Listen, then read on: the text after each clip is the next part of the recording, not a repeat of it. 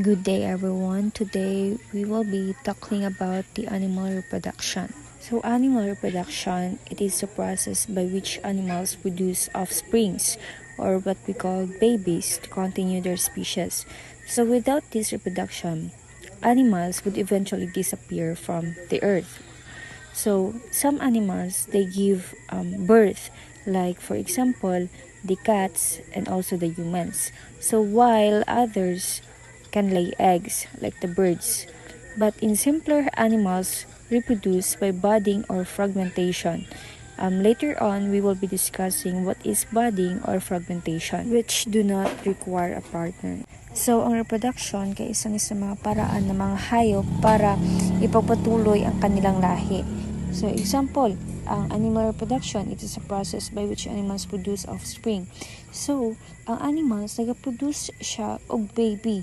Like for example, like the cats, dogs, and so on and so forth. Kung ang dog, for example, kung ang dog manganak, sulain pod kung ang anak sa dog is cat. Hindi, dapat magpatuloy ba ang lahi sa hayop nga gigikanan. So that is animal reproduction, to produce babies, to produce offspring. And now, this is the life cycles of animals. So, as shown in the picture, animals go through stages of growth called this life cycle.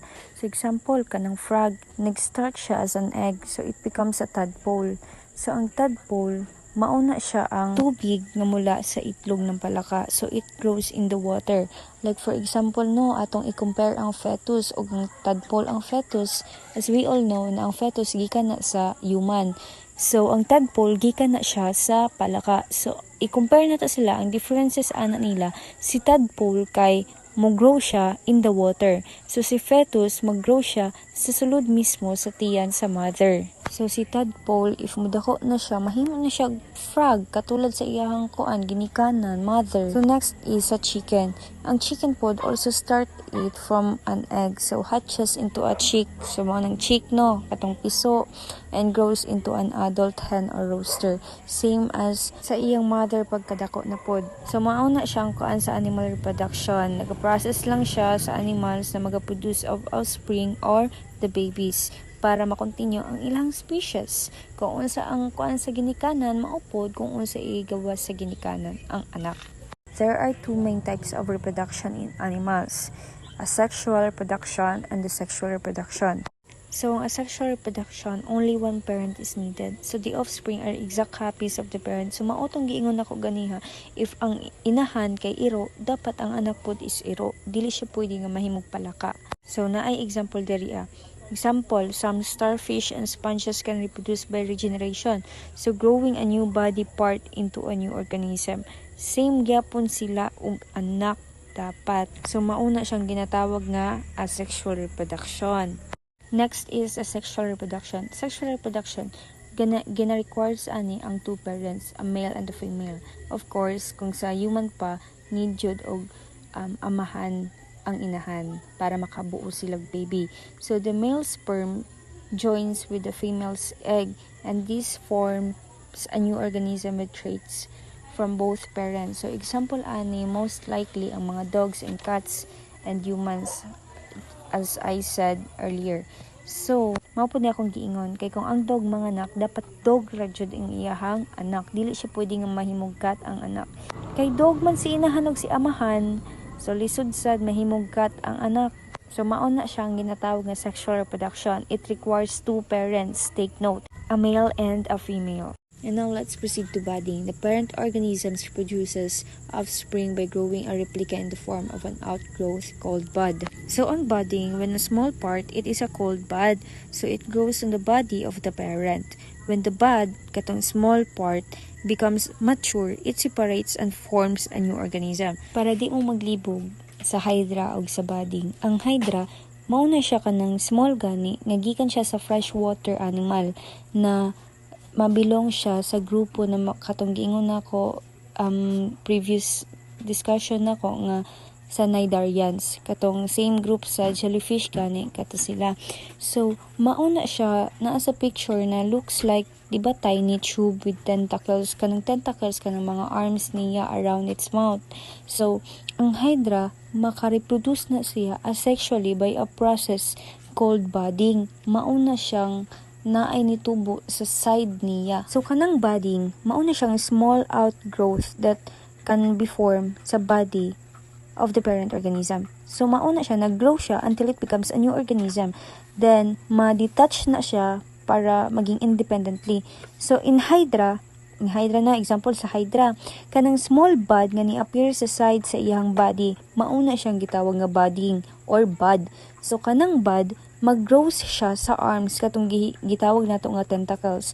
So hantod nga ma-develop fully siya, tapos eventually separate to become a new Hydra. Mauna ng product niya. New Hydra ang tawag ana katong nag-separate. So take note class, ang Hydra gikan na siya sa animal. Ang bud or budding, small part siya na mo grows to form a new Hydra. Now, let's proceed to fragmentation.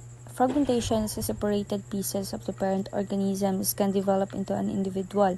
So as you can see in the picture, parang giputol-putol siya, no? Pero ang kini nga sa kilid, mauna siyang gitawag nga parent planaria. So, parent planaria, ang planaria fragments, di ba giputol-putol siya, until sa mutubo siya, mahimo na siya daughter planaria. Mauna siya, parang nag-regenerate siya. So, ang infragmentation, ang parent's body can breaks into pieces. Mautong ingon ako ganiha sa picture. Tapos, kada pieces, it can grow into a new individual. So, katong example, the sea stars and flatworms kan katong giingon nako nga mag-regenerate sila. Regenerate lost parts to form a new organism. So bisag na nga putol na sila, mobalik gyapon na sila, mutubo gyapon sila balik para mag-regenerate na pod og bag-o. Mao siya ang gitawag nga fragmentation. It can grow into a new individual. And now let us proceed to binary fission. Binary fission is an asexual form of reproduction where a single parent cell divides into two equal parts that forming two new organisms that are genetically identical to the parent. So this process usually happens in bacteria and unicellular organisms. As shown in the picture, number 1 picture, the parent cell. So ang parent cell ay yung unang cell or mauna siyang nanay bago maghati. So ang DNA duplicates ang sunod kay mauna siya ang nagkaroon ng gani kanang kopya ng cell bago maghati, pero magkapareho na ang dalawa sa magiging anak. So, ang cytoplasm divides. Ang ibig sabihin yan, yung loob ng cell nahahati rin sa dalawa para may laman din ang bawat bagong cell.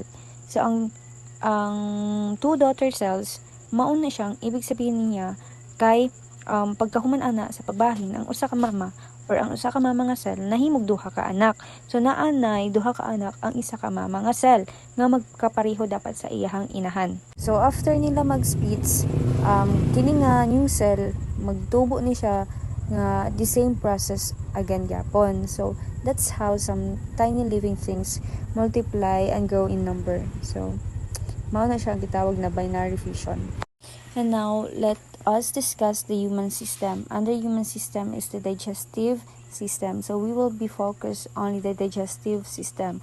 So the digestive system is the part of our body that helps break down the food we eat into smaller parts so our body can use the nutrients for energy, growth, and repair. So it includes the organs such as the mouth, stomach, intestines, liver, and pancreas. So mauni siya ang picture. And now let us discuss the accessory organs. First is the salivary glands. Salivary glands, or what we call the laway, it produces saliva or the laway that helps soften food and start the digestion of starch. So ang salivary or the saliva means something that makes or has saliva. So ang saliva is the water in your mouth, katong laway that helps you chew and swallow food. So ang salivary glands are the parts that inside your mouth that make your saliva or your mouth water. So ang saliva makatabang na sa tuwa para dali mo tunaw ug lunokon ang pagkaon pag mukaon ta. So next is the liver. The liver is the largest internal organ, so it makes bile which helps break down fats into smaller droplets. So, ma'am, what is bile? So ang bile mao na siya ang green liquid made by our liver. So it helps your body that break down fats in the food you eat. So without bile, ang body nato would have a hard time digesting oily or fatty foods. So ang bile makatabang na sa atoa para dali mawala tong fat na ato ang mga gipangkaon. Now let's proceed to gallbladder. So ang gallbladder stores and releases bile into the small intestine when needed for fat digestion. So maotong bile nga akong giingon katong releases bile, which means a green liquid nga ginahimo sa ato ang atay nga makatabang para motunaw ang ato ang taba sa pagkaon. Now let's proceed to pancreas. Pancreas, it produces pancreatic amylase, an enzyme that completes the digestion of starch into simple sugar. So, ang pancreas kay gamay nga parte sa lawals nga duol sa tiyan. So, ang iyang trabaho kay mauna ang pagtabang sa pagtunaw sa pagkaon o pagkontrol sa asukal sa dugo. So, nagahimo siya pancreatic juice nga motunaw sa pagkaon. So, aron magamit sa lawas, sa isip kusog, ang iyahang goal, ang iyahang role, kay murag mutabang siya sa tiyan para tunawon tong mga pagkaon sad na nagkontrol sa mga asukal sa dugo. Mauna ang work sa pancreas, ang pagtunaw sa pagkaon. So okay guys, I hope na mo'y natunan maorat akong part. Salamat kaayo sa pagpaminaw. Now let's discuss the circulatory system, the role of the heart, the blood, and blood vessels. The main function of the circulatory system is to transport blood, oxygen, and nutrients to the body, meaning it is the circulatory system is the delivery service of your body. It moves blood around your body so your cells can get oxygen and nutrients and carry away waste. The circulatory system has three main parts: the heart, blood vessels, and blood. Let's discuss first the blood vessels. These are tubes or channels that carry blood throughout our body. Meron itong tatlong uri. We have the veins, arteries, and capillaries. Each one differs in size and structure. So the first type is the artery. Artery carries blood away from the heart. The A for artery stands for carries blood away from the heart. The capillary naman, it assists in the exchange of substances between the blood and tissues. And lastly, we have the veins or vein. It carries blood back towards the heart. So the function of veins and artery is very opposite because again, artery carries blood away from the heart and veins carries blood back towards the heart. Now let's discuss the heart. Heart, it works as a pump to move the blood around the body. Ang i-remember lang ninyo sa heart is that heart pumps the blood. The heart has four chambers. The two atria, the upper chambers, no? Right atrium and left atrium, and the two ventricle, the lower chambers, the right ventricle and left ventricles. Now, let's examine how blood flows through the heart. Number 1, the right atrium takes in blood carrying carbon dioxide, meaning the right atrium receives blood from the body that has carbon dioxide through vena cava. Ang yung blood na gikan sa body, ang tawag dyan is the oxygenated blood. It is because mas less ang oxygen na iyang ginakarry and more carbon dioxide after circulating the body. Next, number 2, we have blood is squeezed down into the right ventricle and taken to the lungs where oxygen replaces carbon dioxide. Meaning, it is the right ventricle pushes the blood, no, referring to the deoxygenated blood, to the lungs through pulmonary arteries. Arteries because again, it carries blood away from the heart, no? Pag adto ni blood sa lungs, dito i-drop off niya ang carbon dioxide nga nakuha niya sa mga cells, then i-pick up niya ang oxygen. Based from the picture, the entrance of the deoxygenated blood is ang right atrium, then follow dayon sa right ventricle to the lungs. Number 3, oxygen carrying blood from the lungs enters the left atrium, meaning it is the left atrium that gets the fresh oxygen-rich blood from the lungs through pulmonary veins. Pulmonary veins na ha, veins, it's because, again, ang veins, siya ang ga-carry of blood back towards the heart. Nganong ginatawag naman siya oxygen-carrying blood? It is because ang iyang kina-carry na is ang oxygen. Wala na siya ga-carry og carbon dioxide kay iya na matong gi-drop off sa lungs. Then after ana, mo-enter siya through left atrium. Pag-abot niya sa left atrium, mo-diretso siya sa left ventricle. So ang kaning left ventricle, gina-consider po ni siya as strongest chamber. Nga naman, because it pumps the oxygen-rich blood to all parts of the body through aorta. Ang aorta mo ni siya ang biggest artery sa atong body, and then the cycle repeats. So kutong blood nga gipump ni left ventricle padulong sa mga cells, i-drop off na po niya ang oxygen nga iyang gina-carry, then mag-pick up na po siya ang carbon dioxide nga gikan gihapon sa cells, then balik na po siya sa heart. So ang process number 1 start na po, number 2, number 3, number 4 nya repeat na pod. So ingana lang ang blood flows through the heart. Always should moagi sa heart ang blood. So next we have a simple diagram of how blood flows through the heart. So again, from the body, ma-enter siya sa right atrium through vena cava, then mababa siya sa right ventricle, padulong siya sa lungs through the pulmonary artery. Then from the lungs, ma-enter siya sa left atrium through pulmonary veins. Then from left atrium, mababa siya sa left ventricle. Ang kaning left ventricle, ipump niya tong oxygen-rich blood to the cells, to the parts of the body through the aorta. So aorta mo nang exit sa oxygen-rich blood. Niyang entrance is ang vena cava sa right atrium. Now, let's discuss the blood. So ang blood, it is a special fluid primarily contained within the blood vessels. Then it has 4 main components ang blood. We have the red blood cells, the white blood cells, platelets, and plasma. When we say red blood cells, no, it is also known as RBC. Ang iyang main function lang gyud niya sa blood is mag-carry og oxygen, nutrients, and waste. Okay, mao lang gyud iyang function sa RBC. Next, we have the white blood cells. Ang white blood cells, also known as WBC, it fight diseases and protect the body from infection. Meaning, ang WBC, it is the soldiers of the body. Next, platelets gather at the site of injury and help the clotting process. So remember, ang mag-help sa clotting process kay si platelets. And lastly, plasma, a straw-colored liquid where the other components float in. Ang kaning plasma mo ni siya ang liquid portion of the blood. Aside sa main components of the blood, napoy mga vitamins ang blood. So natay fibrinogen, vitamin K, calcium, and vitamin B12. That ends the circulatory system. Now let's proceed to the respiratory system. The main function of the respiratory system is to supply the body with oxygen and release carbon dioxide as a waste. Meaning, the respiratory system is the pathway that brings oxygen in and removes carbon dioxide. Natay ginatawag na inspiration o expiration. Sa inspiration, inhale, takes oxygen in.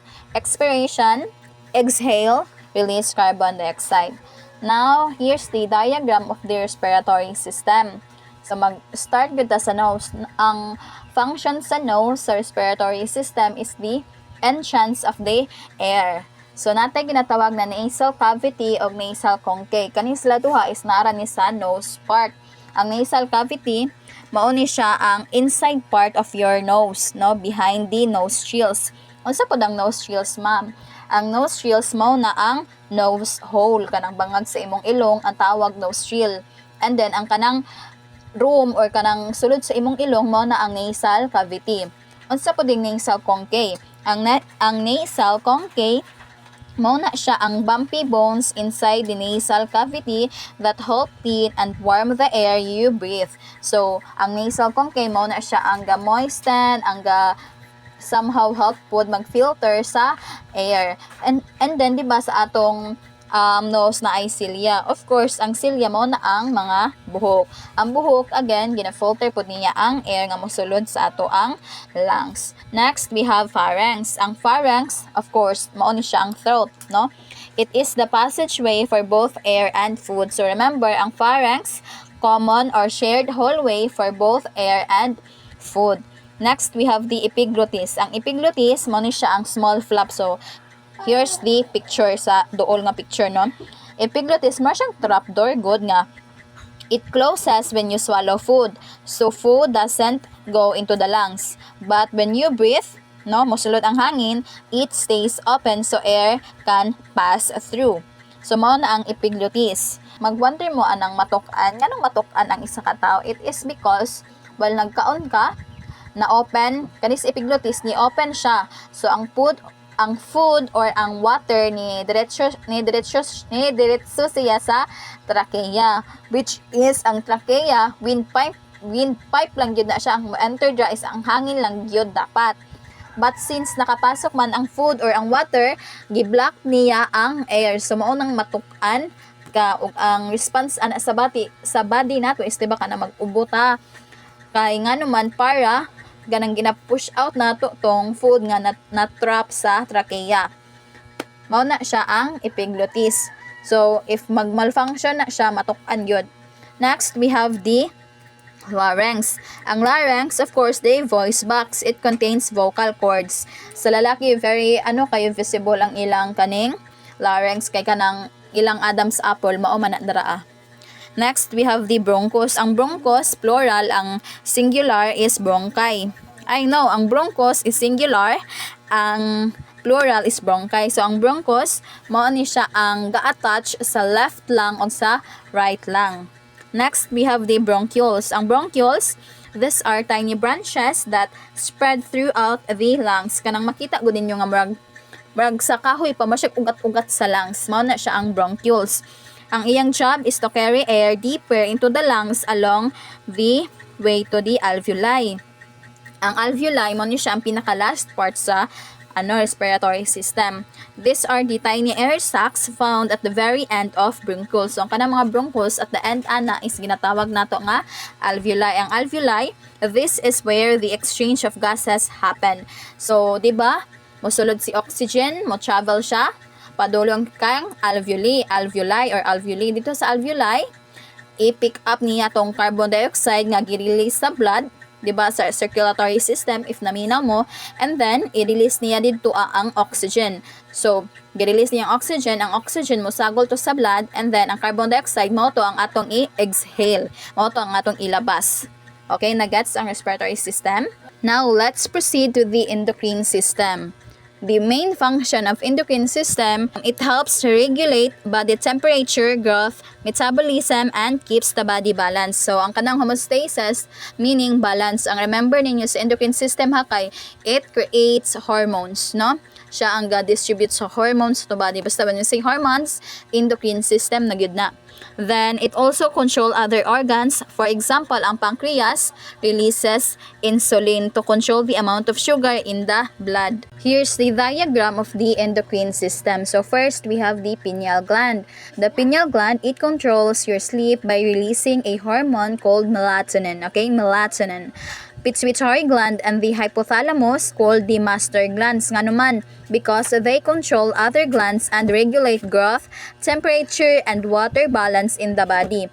Next, we have the thyroid and parathyroid glands. Ang kaning thyroid, gina-controls niya ang imong metabolism, how fast your body uses energy. Ang parathyroid, it controls the amount of calcium in your blood and bones. Next, we have the thymus. It helps the body's immune system develop, especially in children. Next, pancreas, akong example ganina, it produces insulin to control blood sugar levels.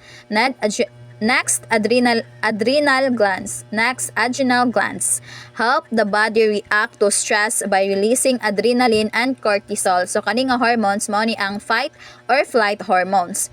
Next is sa lalaki na ay testes, no? It makes testosterone which controls male traits and sperm production. Next, we have the ovaries sa babae na pod. Make estrogen and progesterone which control female traits and menstrual cycle. And last but not the least, natay placenta nga sa naara ni makita sa babae, no, during pregnancy. It gives nutrients and oxygen to the baby and produces hormones to support pregnancy. So ang kaning mga glands, they work together to keep the body balanced and healthy through hormones. Next and last nga akong i-discuss is ang reproductive system. The reproductive system allows the humans to produce babies or offspring.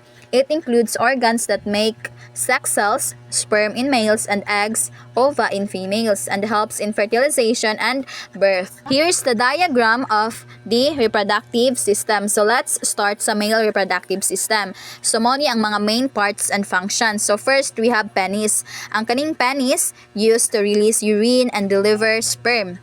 The testes or testicles make sperm and the male hormone testosterone. Scrotum, the sac that holds and protects the testes. Epididymis stores sperm until they mature. Vas deferens, tube that carries sperm from the testes to the penis.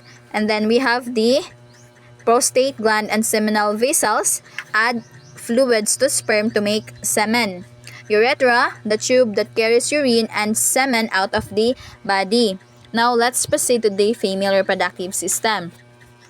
Ovaries, it make eggs. So mo ni ang eggs na ova and the hormones estrogen and progesterone. Fallopian tubes, where the egg and sperm meet. Fertilization happens here sa fallopian tube. Dara mag-meet si sperm ug si egg cell. Uterus, mo ni siya ang womb, where a baby grows during pregnancy. Cervix, the opening between the uterus and vagina. So sa cervix, dari mo agi ang bata.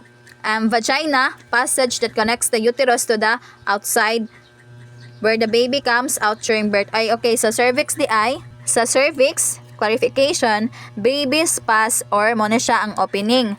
Ang vagina, mo na siya ang passage that connects the uterus to the outside where the baby comes out during birth. So, together, these organs help humans reproduce and continue the species. Now, let's proceed to the nervous system. Nervous system is the body's control and communication center. It sends messages between your brain and your body so that you can move, think, and feel.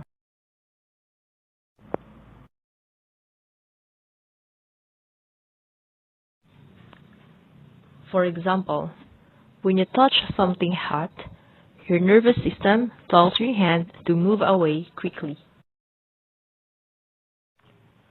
For example,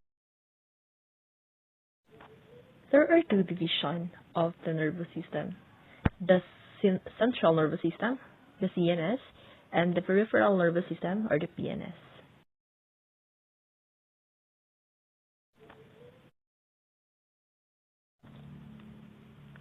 The central nervous system, or the CNS, includes your brain and your spinal cord. It's like the main office of your body. It makes decisions and gives orders. For example, your brain decides to pick up your phone, and your spinal cord helps send that message to your hand. And for the peripheral nervous system, or the PNS, these are the nerves outside the brain and spinal cord. They carry messages to and from the central nervous system.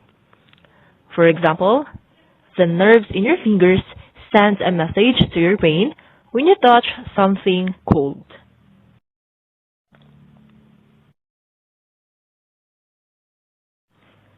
Next is the skeletal system. Skeletal system is your body's framework, made of bones. It gives shape, supports your body, and protects organs. Next,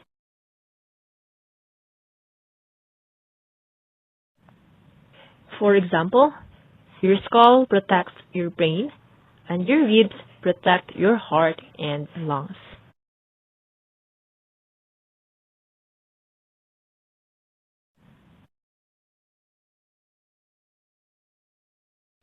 Next one is the muscular system. This system is made up of all your muscles. It helps you move, stand, and even breathe. Now there are three types of muscles: skeletal muscles, smooth muscles, and the cardiac muscle. Next one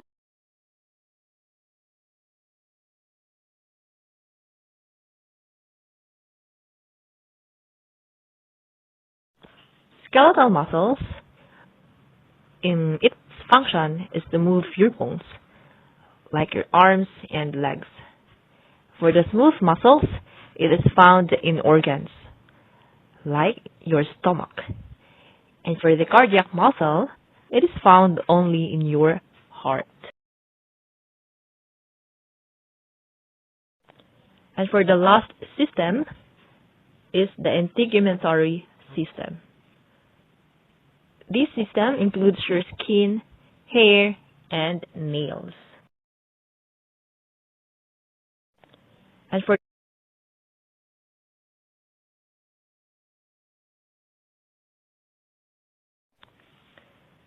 it's your body's first line of defense, protecting you from germs, sunlight, and injuries.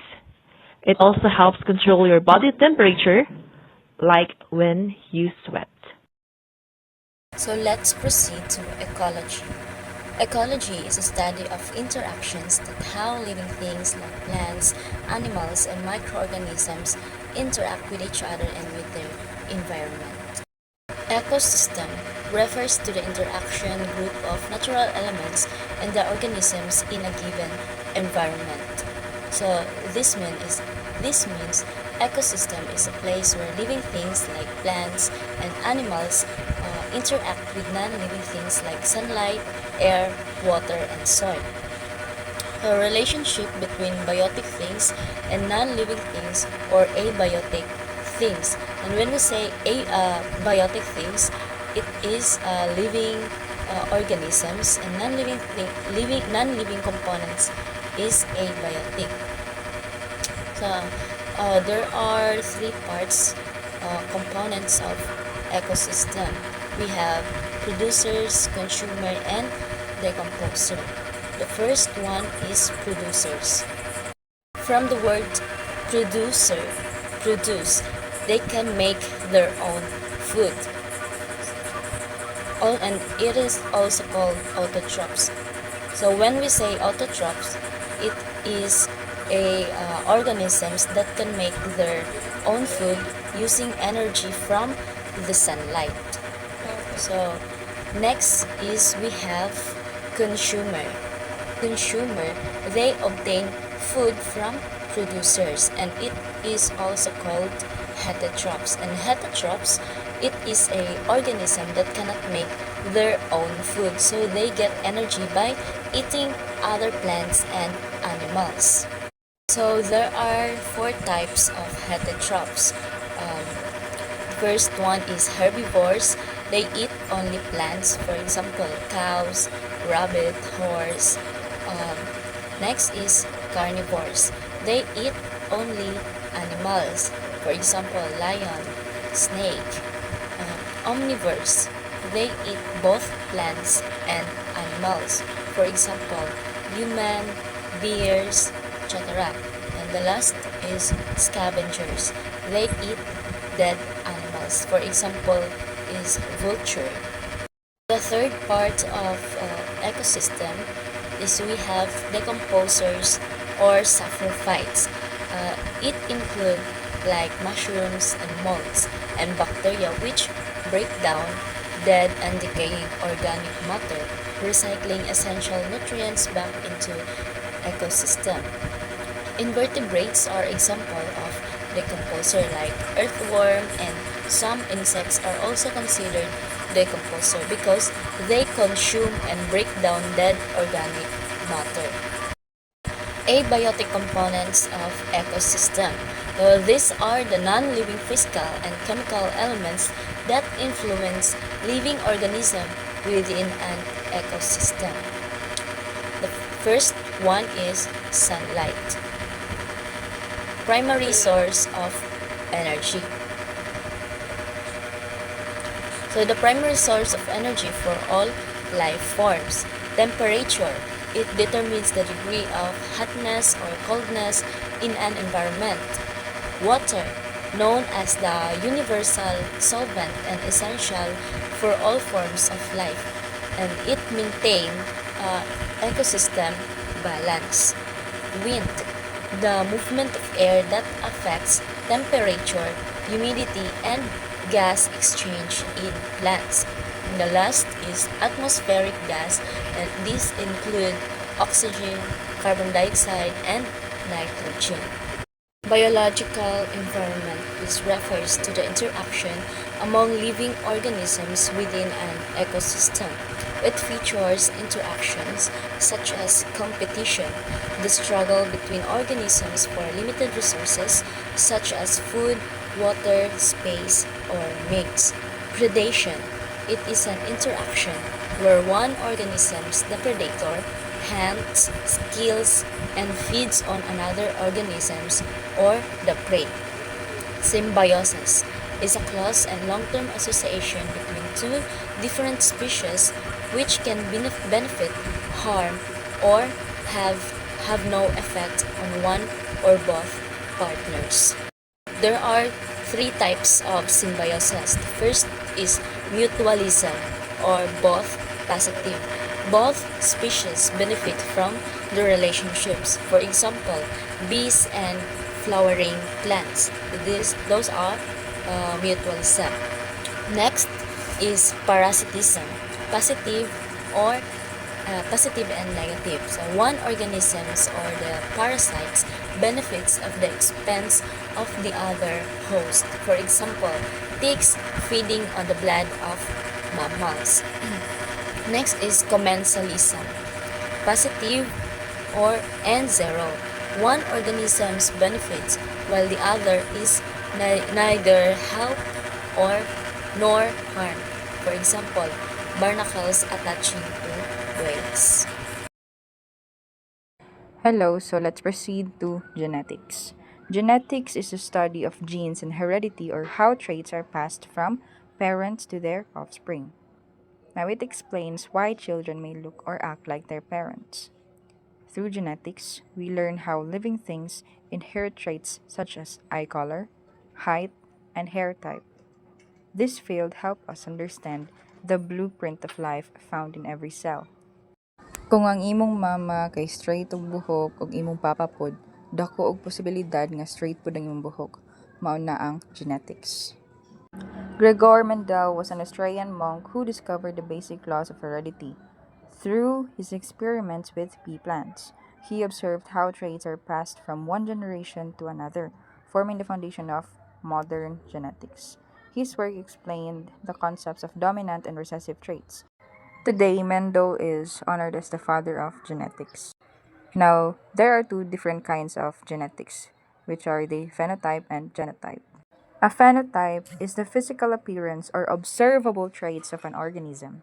It includes things like color, shape, height, or texture that we can see. So these traits result from the interaction between genes and the environment. For example, a plant's green color or a person's curly hair are both phenotypes. So makita siya physically. Next is a genotype. A genotype refers to the genetic makeup or set of genes an organism carries. It determines what traits can be expressed in the phenotype. Like for example, having the genes capital letter T and small letter t can produce a tall plant because a dominant capital letter T gene shows its effect. So genotype is like the hidden code that controls visible traits. No, kung ang gene kay capital letter T and small letter t, pwede gihapon nga taas ka kay ang capital letter T taas na siya nga gikan sa imong papa. Mas kusgan, which is dominant siya kaysa kay small letter t nga mubo nga gikan sa imong mama. Now there are two different kinds of genotype, which are the homozygous and heterozygous. When an organism has two identical alleles for a specific trait, it is called homozygous. This means both genes are either dominant or recessive. So homozygous individuals usually show a clear and consistent trait. For example, a plant with two capital T letters, genes will always be tall. Heterozygous means having two different alleles for a specific trait. One gene is dominant and the other is recessive. For example, a plant with capital T and small letter t, genes will still be tall because the dominant capital letter T hides the recessive small letter t. This combination allows genetic variation among offspring.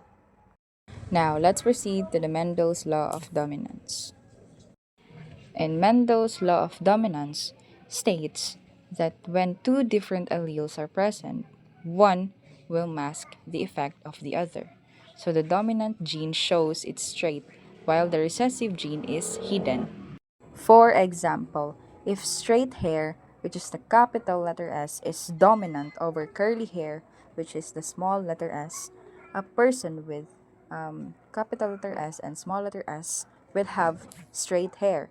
This law explains why some traits appear more often than others. Kung naa kay duha ka gene, dominant o recessive, ang dominant gene mao ay mugawas o makita, o ang recessive gene kay mao ang matabunan. Now let's proceed to the homologous structures and analogous structures. Homologous structures are body parts that have similar structures but different functions.